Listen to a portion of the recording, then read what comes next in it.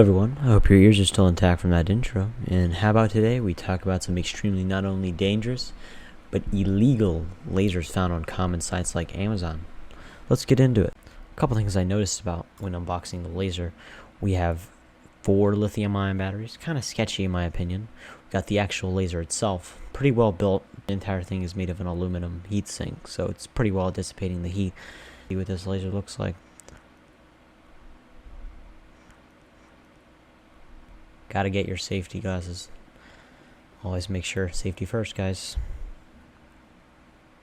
I couldn't really see it with the goggles on, but after, it's a pretty solid beam. Definitely got some high wattage there. Can do a lot of damage if you're not safe. So, once again, a very cool laser, and it can burn. Maybe a little hard to see because of how bright the beam is, but yeah, it definitely has a lot of power behind there. I like my retinas not being burnt out. Do you? That choice is in your hands.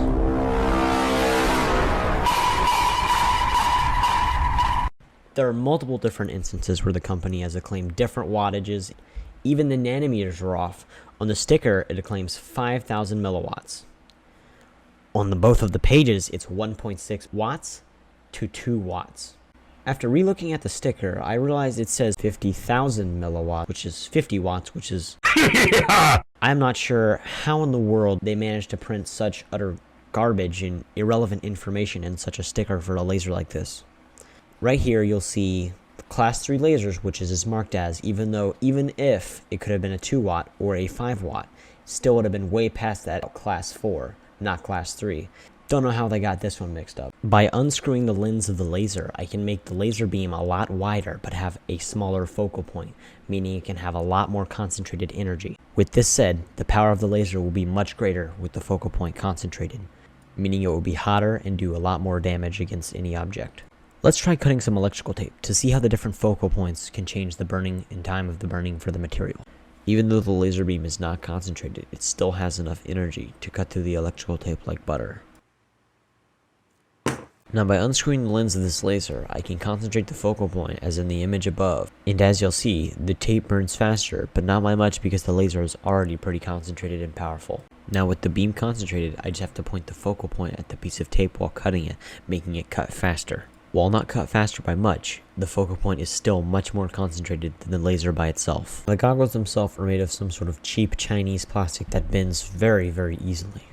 What I'm more concerned about is the amount of light getting through even though the glasses aren't burnt or have a hole in them. And that comes to think, if you did decide to wear these glasses and you put them on, shine that laser, got in your eye, you could probably have permanent eye damage. You could even probably get that just from looking at the spot on the wall with these glasses on. That's how dangerous this laser are. That's how cheap these glasses are. Let's take a look at this simple chart. I'm just kidding. Let's take a look at a real chart that shows the laser distance and perspective of the higher irritants closer to the laser. Now, a couple of things I noticed about the laser while looking at the page that I bought it from. Let's see. First of all, we've got, 445 nanometers. Let's remember that. So 445 nanometers and 532 nanometers. Something seems a little off there, don't you think? 5 milliwatt? You're joking, right? Let's see what else we have. Once again, the 532, which is about green, pretty much. It also advertises this for hunting, sporting, office. Now, just the spot on the wall like that could probably just cause permanent eye damage for looking at that dot for a few seconds. So I probably wouldn't want to be using this for an office presentation. Also have a 2 watt for output power right here, and a 1.6 to 2, so that's probably about accurate, and then 450. So we've gotten 3 different nanometer wavelengths. I definitely know it's not 532, but it's somewhere in between 450 and 445. So the first part of the instructions are in Chinese, I believe, so that's pretty much unreadable. Just the other side's in English, so let's take a look at that. So the output power ranges from 1,000 milliwatts to 50,000 milliwatts. Best operating temperature of 15 Celsius to 30 Celsius. Okay, not too bad. The rest of the instructions are kind of, let's say, strange. Now, what in the world does "do not let dust fall into the light hole" mean? I'm assuming they mean into the diode itself. The length of the working time must not exceed 5 minutes. Okay, that makes sense. It could get hot, overheat.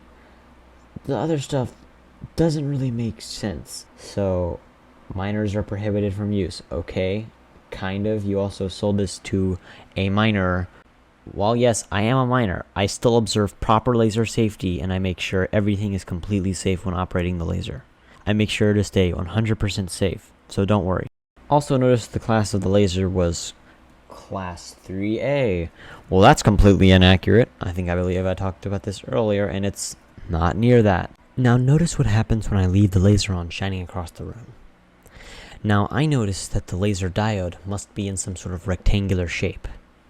I think this because the beam of the laser in the spot on the wall represents a thinner when turned on its side, yet a thicker when shined out normally. Now as you can see, the laser beam diverges at a constant rate towards the wall. As you can see when I point the camera above the laser, the beam gets thicker, as I was talking about before, the rectangular pattern. Now I would try to hit the 10-minute mark in this video, but I don't think it's very interesting for one of my first actual informational videos to be about me talking for a long period of time. Now given if you do like the video, please tell me in the comments and give me some feedback, because having some constructive criticism is always nice for my future videos.